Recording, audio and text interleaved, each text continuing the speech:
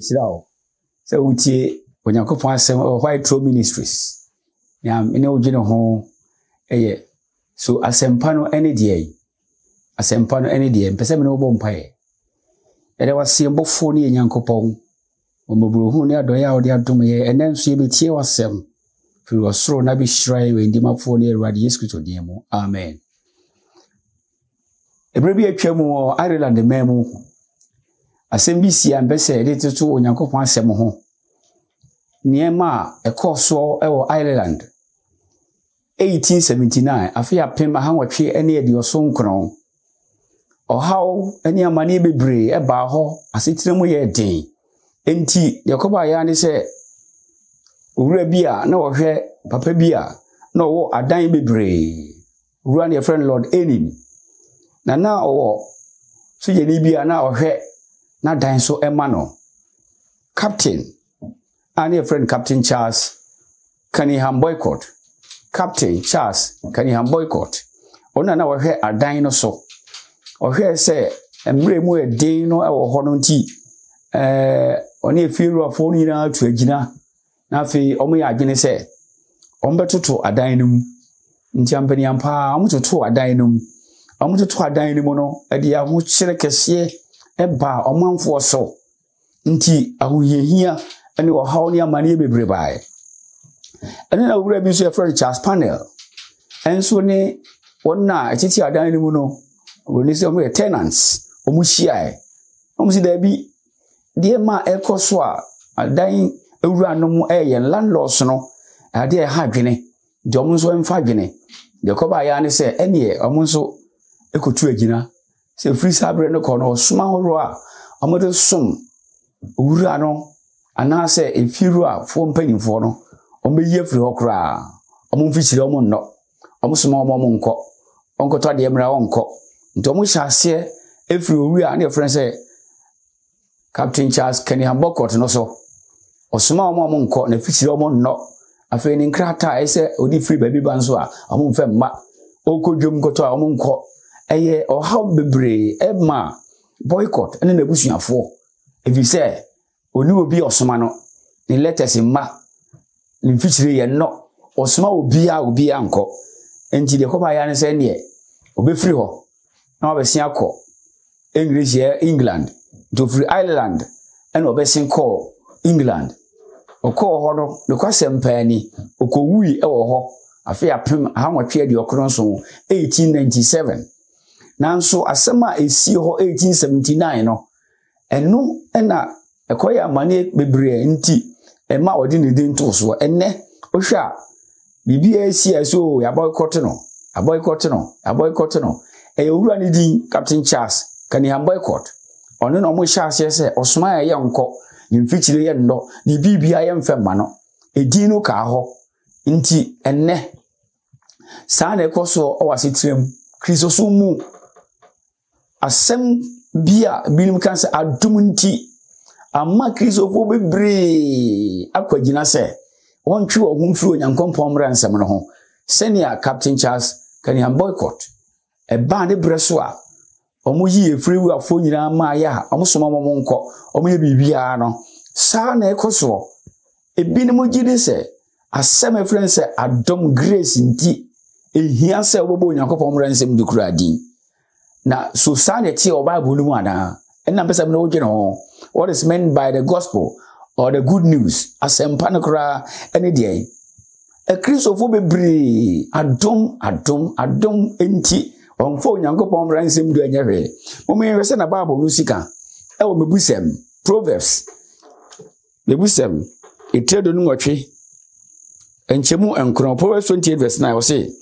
de oyi na so firi mretie ho no ne mpa ebompo ya chiwade de oyi na so firi mretie ho no ne mpa ebompo ya chiwade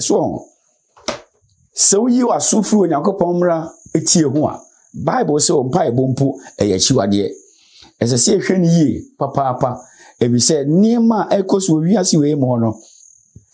enkyere se onyankopon mra nsem dunu afiri ho akristo bebre gidi se adum ninti emra nsem no eni ho asempa no ba kope efiri Adam bre so ko si se Yesu Kristo beba Say na Bible no ka fa sempa ho. Omientie de Bible no ka. Revelation Yohane edisem no. 3:9. Enchemu ensia. Revelation 14 verse 6. Bible no kasa mo entie se ne a oka Revelation 14:6. Edisem 3:9 enchemu ensia no Bible say. Na mi hobofo fofora, odina bosoro finfin okura da sempa bi. Oka kire won na wote asase so. Ne aman, ne musuakuo, ne kasa, ne nkrofo nyina. Da sempa everlasting gospel ensesada de tia efiri Adam breso kosi se Yesu Kristo beba. Ene nti se na sempa yi ekire asempa no ro ene de asempa ene de asempa ne se na ewosumu na Kristo Yesu adomu abeye firi sumu e de abahan mu. Adinti na Yesu Kristo be wiase. Na da asempa no nso ene de ni ntia Yesu be wiase no Bible na de betima kirem. Edimo me hwe Bible no hwe. Yohane asempa no John chapter 3. Yohane asempa no etiribiensa enchemu edunsia eni edunso. Moma yintie se ne a Bible no eka ni ntia Yesu be wiase. John chapter 3 verse 16 and 17 no Bible say na sede Onyankopon do wiase nie se ode ne ba wo no kro no maaye na obiara ogini die no anyira onya dankwa Onyankopon soma oba no ama wiase se obebu wiase aten na mo se wonfa no so nyi wiase enchemu edunkro ani aduo no Yohana sempatri miensa no a enchemu dunkro aduo no Bible se na yemom ne atemuo no se han no abewiase na nipa do sum sen han efi se onwuma ye bone obiara oye bone no tan han no na oma han no ho o mu ne nwuma ho aten so obiara oye bone no etan han no oma han no ho efi se ne nwuma ye bone odofo a wotie Awurade asem Onyankopon soma Yesu be wiase se menomienu be nyanko ada sanyina na so awro sem ne se bebre apo Kristo Yesu enti ompen kwaje akira kwan nanso so wotie Awurade Yesu Kristo asem na ogidi dia obenya nkwaje amma ebinuma nyakwanya so ubo Yesu Kristo gidi eno anu no ubo Yesu di eno anu nkwaje ya odia so sa le tie ana adi na Bible say obia oye bone no tan han no Kristo Yesu oye han no ntimi ma ho bone kra ene de Bible no ebe kire ye ndi ntia oye bone ya na otan Yesu Kristo no Yohane nketenkete no John Yohane nketenkete no momenti ni a Bible no eka 1 John chapter 3 verse 4 Bible no say obiara oye bone no oye de tombra na bone ne mraton so obiara oye bone no oye de tombra na bone ne mraton enti se oye bone a otan han no ontumi ma Yesu Kristo nchen Yesu Kristo no oye han nti se oye bone dia na otan Yesu Kristo enti mini adofo se obetimi akoboni mu a eni se oye bone ana se o tombra enti Onyankopon bra nsem du no asemisa se so obetimi yibra nsem du no afira asempa ni mu na wanya akwanya aba Yesu nchen bio sa adum nti ana Bible no chemu pepe se nyesa adete efi se obia otomra no eye bone ni wayo na waye bone nso a untimi ma Yesu Kristo nchen fi adenti a otan no Kristo Yesu ne han no ompesum odofo Bible no achechire mu ye Roman for no tiri ngotwe enchemu bakokosi ngotwe Romans chapter 8 Awurade asem say verses 1 to 8 say na Bible no eka momenti Awurade asem Romans chapter 8 1 to 8 ene afi afobo bie ni ho ma wona o Kristo Yesu mu na Yesu Kristo mu nkwa ho mra no ageme afiri bone ni owuo mra mu na de mra na ntumi anye enam se honam ma no ye mre nu Nyankopon soma ono ani ba bone honam suban mu ani bone nti na odi bu bone no fo honam mu se mra no asentene ne mra mu woye na ye nante honam fam na emu ye nam honhom mu die mu enchemunum na wona wonam honam fam no adwene honam de na wona wonam honhom mu de no dwene honhom mu de enchemunsia na honam adwene ye owuo Ahonho adwene ye nkwa ani asomdwe fi se wonam adwene ye nitan etan onyankopɔn na emfa ne ho enhye nyankopɔn mra no ase na empo entumi na wona wo honam mu no ntumi so onyankopɔn ani. Hallelujah. So wona wo honam mu no entumi so onyankopɔn ani efi se onyuma gina ye bone. Mini adofo emma obi na adao se uji Yesu Kristo dia adom no nti na emra no atwam aye onyankopɔn asem no da bi umanfa bi ye mfato ho driver ni a okaka enna kokko aso red oduru ho no wanyina eni otwam police ni eche no police ni che no eni kwase ni bia cha ye de board no se car camera no wabuso evi se ese so kokko se ko gina na wanyina nti no ene de na backcourt odi bi manase odi fo ogitumi se o eso kokko a wanyina ne de odi fo de ko ba ya ne se jeje oti adua mu ne se ene mejo opepem ba ko 1 million se wantua kodem emfie miensa because semini owura nso oni bi nti de ko ba ya ne se ogyada kama na osu ena obidumfo bi se owura oye mmobo enti otua opepem ba ko 1 million no ema court eja no asemiza ne se court ja no no ohun kwan so wasan koto ka camera na dabi enumom na oduru be bi na se kanea na sokokọ a obehwe ne huye na wakai se ebiri bia meduru ho no a kokọ no so ya metwa mu no minya amane te free sabre ko de memfa samra no eni agro mini adofo ema obi na dawo se Kristo sumunti adom ne dɔso enti onyankopɔn mra nsem du no atwam dabi entimi ntwam saa evise eye ade a enentina ma Yesu Kristo bewuye Kristo Yesu amewi ase kwa wo ansa no obewi ase na bone wo ho bone ne de be emraton ye di kan to onyankopɔn mra no ne ko hye mra ne du abose ana Yesu Kristo dabi meba abewu agyew enenti Kristo Yesu moje obehwe wu Calvary no sebe ya ode beto bi ne omienu duaba ye ko hyase bra fomso bae no on se driver ni no e de ko court no ebu anofo evi se kanea no so kokko no wanyina nese se ko gina ane wanyina ene wotwa mu nti police ni che no ode ne ko court no so ka camera no na wabuso enti de judge ne ya ne se onti opepem baako nyesa ngodem emfie miensa no kwasem ni senka ne gina ka no mra so nko ade a kedi ne betum evise oni sika ode betua na odomfo bi ene obetua asa sika no ma no na otua ma no wie ye no na kire se wadana se no ohwe ne hu ye se efri sabre no kɔ no ba bi obeduru bia kanea ne beso kokɔ no obehwe Yesu wontwam ne ensa nche no emfa no nkwansediye enkodina se mo nyamane sanete boni aminumienu yoye antima Kristo Yesu bewuje ye no Kristo be fa akote bi atoro so ekwa amanie mu se be ya obetua sa aka no eno nti enya kwanya ma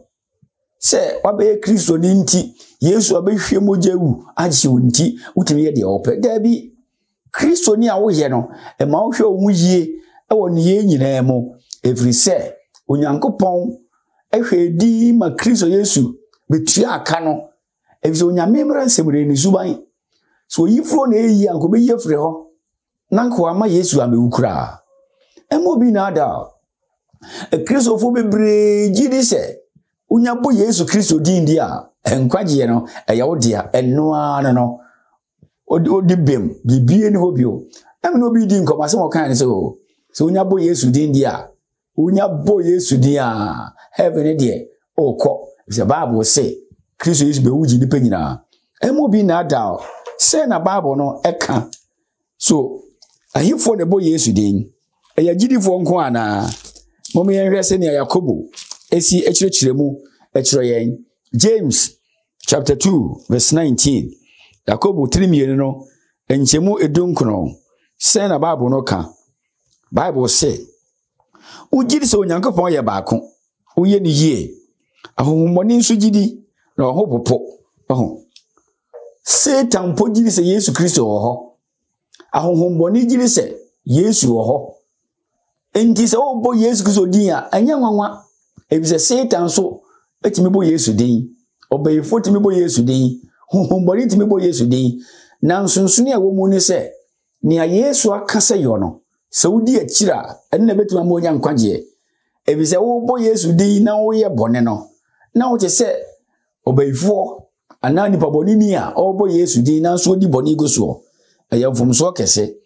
Adenti na Yesu bewu ye. Na yeti sumo. Na Bible say Kristo Yesu wuo no nti yenya akwanya ben na meni omienu anya. Petro nguma di nkan timienu enchemu nkron. 1 Peter chapter 2 verse 9. Say na Bible no eka ekire meni omienu manti Awurade asem. Na modie moye busua wayi won. Ahina sofukuo oman kronkron oman awafa waye ono ane de. Se mo nka de ofra mu firi sumu ba ne ha enwo no mani yenkire. Yesu Kristo abefra firi sumu se yemra ne han no mu. Han ne se enwe nyumapa. Niema ewo sumu a Satan na pamfo yo no. Ense se obo Yesu din a oyo. Odidiem, onantiem, ontade hyem, ntade basa hye, adwamamon ntade, okasa, ese ohu sampa Kristo Yesu agyew. Na wafiri esumu abahan mu a o kan mani ye no adi ahira foforo. Ema remfi bibiri agire won se adum nti utumi ye de ope. Adum no ma wakwanya ema untumi ye de ope. Enye license ma wo se utumi di ewu, se utumi sa ware, se utumi bokro no. Da bi ne mo ma wo hwe ohu ye se de be ya unkoso ntre sumu na bone no enkoso ntra wo so. Se Yesu Kristo bagye wo a oma wo de wo ho efri bone nyina mu. Galatia 4 engoma no. Galatians chapter 5 verses 1 to 6. Bible no 2 minutes 4. Say na Bible no ka. E ma remfi ni Yesu ahode ne so adum nti etu Onyankopon bransem gu ana. Say na Bible no ka. Galatians chapter 5. Galatia 4 num enchemu ba kokosinsia Bible no say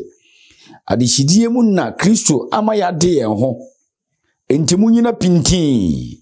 Na ma wonfa kwaya konua ntoto amobio. Hwe me Paul me simu se otwa motweti a Kristo hu ni mfaso bia mamo. Na medi adanse bio me kire nipa bia wotwa ne tweti ase etwa se odi mra ne nyina aso.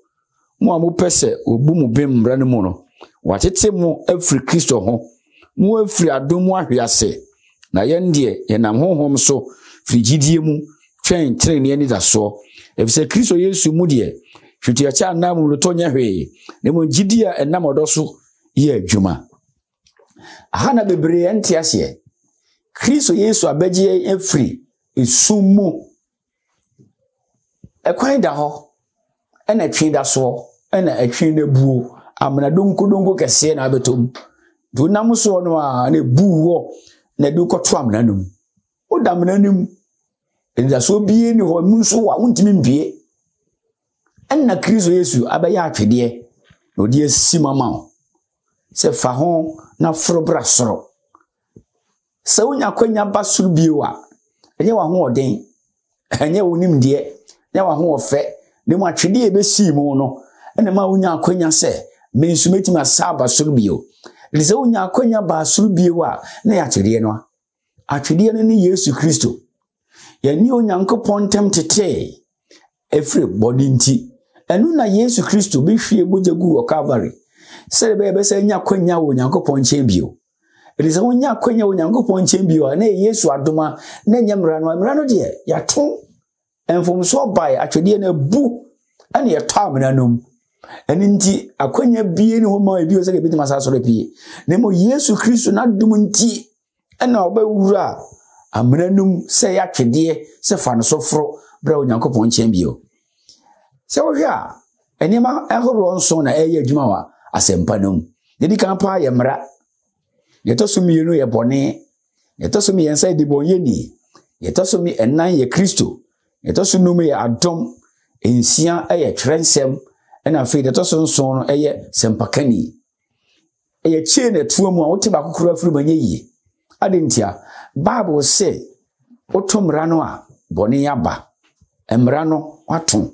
nti bone na abasen bone ba ye fro di bonye ni sena di bonye ni nso ohia Yesu Kristo if Kristo Yesu be wuji di bonye ni Kristo Yesu wo be wuji di bonye ni no odi adom na abre no grace enti adom no so odi abre no yehu no twerɛsɛm no mu twerɛsɛm no so sempakani ana osofo ena ekenkan isane manzo yi osofo obefa Bible no na kenkan Bible no hu se oh se adom bi wom na adom no so Yesu Kristo na de baaye Yesu de sa adom no ebre di bonyeni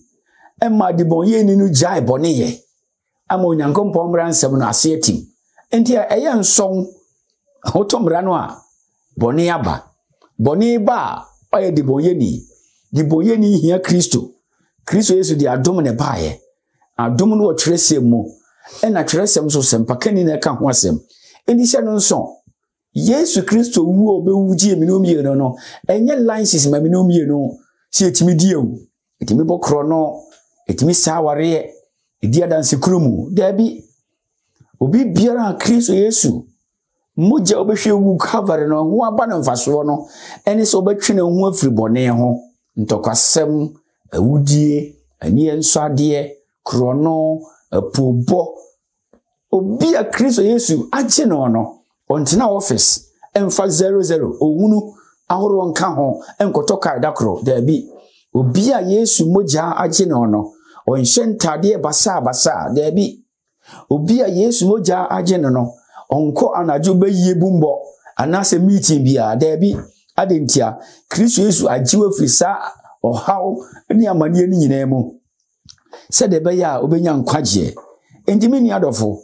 ya na bebre ka o asempana de eno ane odo ye ane me no ya dwene na Bible no ankasa e kire odo na se odo no ase ne sen ye nhwe Romans chapter 13 Roman 4 ngoma no etidumi ensa enchemu nwotwe ekosi edu se na Bible no e kasafa odo ho Romans 13:8-10 Bible no say monni obiaka gise odo a modi do mo ho na de odo no yonko na wie mra no sudi na mra no nsa wade eniawu mokro no ma woni mra de no se mra asem biara ka ho a waka bo ma hyasemi mu se da onyonko se wo ho odo nyo nyonko bone enti odo ne mra sudie so odo eni mra sudie ebise odo onyonko a onye ne bone uni newu onse na ware udi wajane unani uni adanse kurumu enu ne ma yehu sampa wo ye Kristo ni na se wo de to anu me Kristo ni ye Kristo ni bi kro se wo mabosu na so da so tie dwama mbom se wo da so tie di boni mu a esumu na da so wo hye no nso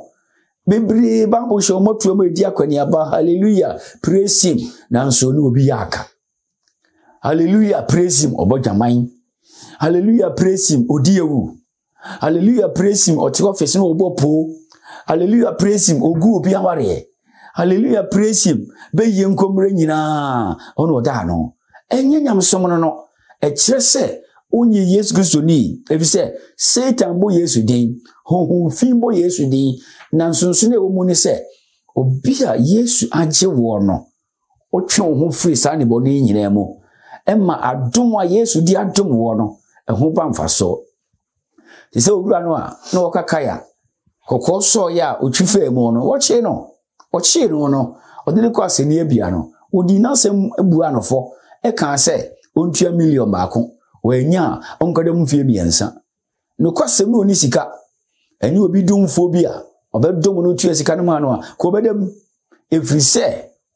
na wobumra no so enna obetua ma no ogya no se wonko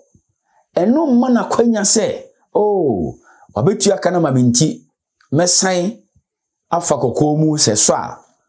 efri sabre no ko no ohwe ne hu yie se de be ya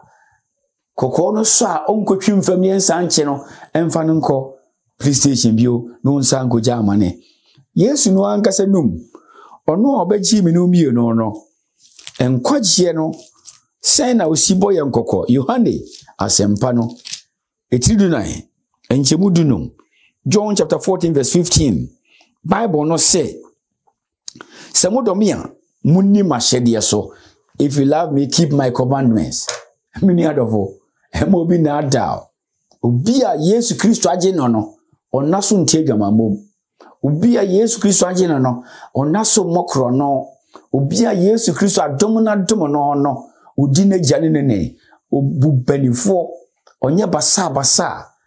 Onkunto kwa basa. Ehu hia. Efise edi na dan so no. Edi a eso na emudo. Enti hweniye bebre ama Yesu Kristo wu obewuye no ayekwa efise omono ama nyamsoma yefo mini adofo hye no so ade a den ewiase pa nyamsom Christianity efise wakono no Bible say fato ontokwasem no Bible say fato eni ensware no Bible say jayo ntokwasem ni niam mfata nyina Kristo Yesu nti uhia no ase dia wo konsa wachi na wasan wachi the friend U10 eno na meche sampa waji Yesu Kristo adi na wunyi Yesu ni enkoso ntran de opem wunyi Yesu ni enkoso ni bone eni na wama adom a Yesu di adom wo no emfaso bia amaso enti hye no nso Yesu Kristo da so bo okoko bebrosio emrane de ehu hia na adambre so kra no na mra bia ni ho so sanity ana yenhwe Timothy ngoma edi nkan no 1 Timothy send a Bible no etumi no mie no fo ti erade asem na bua no mie no Timothy ngoma edi nkan no etiri mie ni chemudu nan Bible no say na enye Adam no dada no na oba no dada no okotomra so Kristo bibiri dada ni baso Adam breso na mra bia ni ho Bible say enye Adam no dada no nemu Hawa no dada no okotomra tumi adofo Kristo Yesu be wujie minum ye no se be ya emra na ye ton ye no anke ekohye duabo ahye no wuo no Kristo be wu maye ubeka se wani na de na Kristo fo wuo se owu aye wuo no ye na ebre mi be ba onyankopon de akatua be ma wo na wanye Awurade asempa na ni no eho ena nsonso be ba Kristo fo agi Yesu di ye ene wona obo ni di nkwa no ntem nti hweniye emo bi na ada emo bi nkan so agi Yesu Kristo di a utumi wi nsa utumi num wi cigarette nom ema pani ma pe beyiye ene niam hu hia da bi Kristo Yesu jiwa otwe ho firi ne bone nyina emu se de be ya mfaso beba ni wuo no so Yohane anketenkete no 1 John 2:4 Emma wire mfi nya ya dwene ho so adom nti ya pomra no ana 1 John Yohane nketenkete timienu chemu miensa ne nan no Bible no sena se di na hyede so a eno a ne di hunu se nim no de okase minim no na onni na hyede so no ye otrofo anokure ni nemu so obia okase obi Yesu Kristo di we the Yesu adom nti hallelujah praise him now that's what boni mo no Bible say your trofo if say boni ni mraton Kristo Yesu agiwa ohwe ohu yie se be ya onkoye boni bi na ohaw ni amane me ensam we no so kwa sorry ene so bo Yesu di nkwa da bi ebasa no agu Yesu Kristo ni mu ase wa manfa so amane wuo no ho meni adofo eye futuo na Bible de ma me no mie no Yesu Kristo abawu tie minum yenu nkwa no osisa modom ya muni mahyede so minia ehia papa so obema mfaso aba Yesu Kristo wuo no so emmodi no kwa masomra mfaso ebise honhomfi nim se Yesu ho no ka se meji Yesu di na se na oboa atro ni na ada ena ma bebre tikiso mu otiaso ndem ompensa kraye na gire so obo Yesu di asa o da bi ensese basa ubo Yesu Kristo di amamfaso mra so ena no bi na ye kromfo a Yesu gia wagire die nti ujai krono no bo ena no bi no ni nswade a Yesu ji a wagye na die enti ubuade ena no bi na di konkonsa ji a wagye Yesu so die enti ufiri konkonsa mu enti masase mu hia adum enti entu Yesu Kristo asem o kan se di memra nsem no nso nwo kai se 1879 ena Ireland Captain Cunningham Boycott omu yenso omu nye bibia ama no omu nkonsuo ma no omu na nafichire osoma omu nko ene ma odie abufuo efiri Ireland eko England nanso bra sa ne nyina twitwa ye no ni dine Boycott no aka ho besine enti so nipa atwi no ho afibire ho so ma Boycott no ba twi ho afiri no ho eyade a enidi nanso abeka ho enne sa na tie Kristofo bebre chirechira foforo se odi Yesu Kristo dia na dum odi adum ye nti no ye Boycott mra no ye ntwe ehunfu Nyankopon mra nsam no da bi ensese basa so Nyankopon mra nsam no enna eya hwehwe a be kire se niewu ensa ware mokro no di wagya no nene me pe Kristo ni bi o so mi di Awurade Yesu adom na jeme moje obehwe gu Calvary na jeme na Yesu agiminti bitimi diewu Yesu agiminti bitimi bokro no Yesu agiminti bitimi di konkonsa Yesu agiminti bitimi saware dabida ene na woda so unye Kristo ni na woda so ti sumu nyuma na so da so di akire obi biara Kristo Yesu moja na agire no otwe ne ho firi bone ho se de be ya adom no ebeba mfaso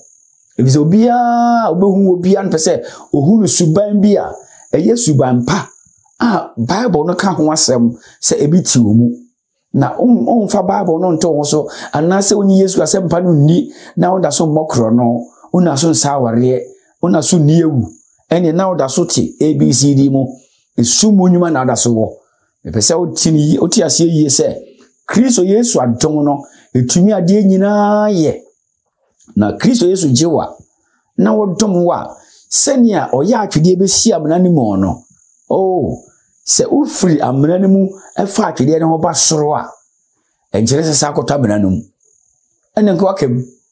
ebize o kwese wa ebu apae no wayo enti Yesu Kristo jiwa uhwe ohu yie Yesu jiwa uhwe ohu yie se be ya niema basa bia ekoso no obetwe ohu afiri ho Awurade enhyira papa se utie Awurade asem Paula oyese amama mi sampakani no oka asem bi ewo konto mu madi nkan 1 Corinthians chapter 7 verse 19 no send osoma for Paula osoma na amama mu oka 1 Corinthians chapter 7 verse 19 tie Awurade asem wosi hweti anya hwe na mumuroto nso nya hwe na mum Nyankopon ahyede so die ne hia so hweti atwa nya hwe mumuroto nso nya hwe na mum Nyankopon ahyede so die keeping the commandments of God minia ehu hia papa ebisenso nso ne wo mu ni se onwuma bedadi ma foforo ehu ni sampa nipa bi wo mu wankasa wa ho odin mu no untimi ma nipa bi ama mu ebise Yesu ene ye tumfu a obetimi ama adepa bi atena omu senka nipa famu de kakro no epubo ensisie eni ansade awareseye anaka se katena omu na uhu Yesu Kristo a na Yesu adom no dom wa ma wotwe wo firi ne bone ho omokro no uniewu unsaware obi ade de ha wani mre na enye wo dia no nkofa ntokwa basa nyina twe wo firi ho na bebi bi ka se asumasi pa sin na otie nene Yesu adom nti wasakra Yesu adom nti wasesa na se ubo Yesu di na oda so te boni mu a na se mfaso bi amaso amawo epese Awurade asem no otie ase yi se ampa Yesu abedom menu mienu se yemfiri summu emra ne han no mu odi abechi ye ne nka ne ma ne yemfa nkyira foforo eji nda so ntena boni mu ayaka epubo ensisie abayigro ene enso ade ni nyina yesumu nyuma twon firi ho na ji Yesu Kristo di na ebesu ye emanremfi se boycott ni dino ene ka ho so yankɔ ne nkyɛn yansom no de obesuma bia yankɔ saa na bebre nso ɛkyerɛkyerɛ sɛ o magye Yesu adi metimi yɛ de mepɛda bi nye nokora da so de Yesu di a ontimi anye nea wopɛ bia obɛtwe ho afiri ne bɔne nyinaa ho sɛ de bɛyɛ a Kristo wuo no ɛho bɛba mfaso ama wo ka kamera na ɔtɔn yɛ no ɔtɔn kɛde ne kɔtum fie miɛnsa so obi dumfo bi a nomra metua million baako na ama no a otua ma no na emma na kwanya sɛ onsan kɔto ka kamera odru traffic mu a ɛso hweyie sɛ sɔkɔkɔ a obegyina sɛ de bɛyɛ a amane nsa ama ne so bio yɛho a onhyira wo papa sɛ wobɛte asɛm yi ase yie sɛ adom a Yesu de bɛdom de bɔnyɛni no emma de bɔnyɛni firi bɔne mu ɛbɛtena ne nanse ma foforo hu sɛ nipa bi wɔ no mu krono epobɔ ensisie abosumuhuo ɛne ensɔre ne nyinaa ɛtuotwa wo abrabom ebisɛ tumi bi na abɛtena wo mu sɛ obenya nkwagye Awurade nhyira sɛ ɔde asɛmpa yi ɛbɛyɛ adwuma na watwe ho afiri ne bɔne ho embra ne yahwehwɛ ɛnna ɛkyerɛ sɛ powder ankoyɛ wɔ nim ahwɛ na kasa ndi mipa ma wo na emom wi handkerchief a na de apepa so Yesu Kristo agye wo no embra no si hɔ nti abiri bia wo sɛ o kɔbɔni mu no sɛ hey krono nyɛ ensisie nyɛ bɛyie nyɛ atro nyɛ na twe adwene na wo sɛ adwane akɔ Yesu nkyɛn Onyankopɔn hyira wo sɛ wo de Awurade asɛm bɛyɛ adwuma yɛbɔ mpaeɛ ɛde wase Nyankopɔn ne abankɛseɛ sɛ wakyerɛ yɛn sɛ mogya wobɛhwie gu Calvary no wo de bɛtɔɔ yɛn firi bɔne mmra no ase sɛ de bɛyɛ anka afobu ɛsɛyɛ no wo bɛso ayɛ no ebi mɛso ayɛ mbio endi ɛsoro ma yɛmfa wasɛm yɛ adwuma ma yɛntena bɔne mu bra yɛde daadaa yɛn ho sɛ adom nti etimi tena de yɛpɛ ne bɔ dwaman bɔ kro no ne nyina yɛ Satan na ada magye a wagye yɛn no so mmra mfaso na yɛnwane mfiri bɔne mu na ma wo a bɛwie no mmra mfaso ma yɛn hyira yɛn sɛ de wadɔ yɛteɛ intimafoɔ ne Awurade ne agye nkwapa Yesu Kristo din mu nti amen.